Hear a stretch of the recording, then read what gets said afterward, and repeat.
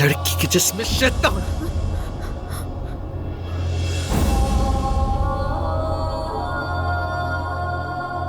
तुम एक अफरियत हो ज़मरुद। तुम्हारा अदनान के साथ खुफिया ताल्लुक ठना है ना? बिल्कुल। तुमने अपने जादू से मेरे पोते को काबू में कर लिया, और जब हम सब समझे कि वो मर गया है तो तुमने आदिल पर नजरें जमा ली। तुमने मेरा पूरा खानदान टुकड़े टुकड़े कर दिया।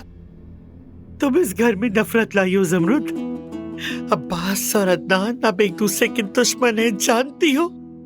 दुश्मन। मैंने आदिल को तुम्हारी वजह से खो दिया, और पता चला कि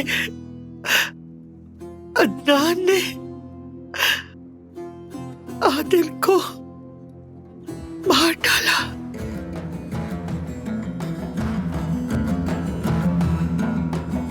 तुमने उससे कहा कि उसे रास्ते से हटा दो। उसने अपने ही चाचा को तुमसे शादी करने के लिए मार डाला।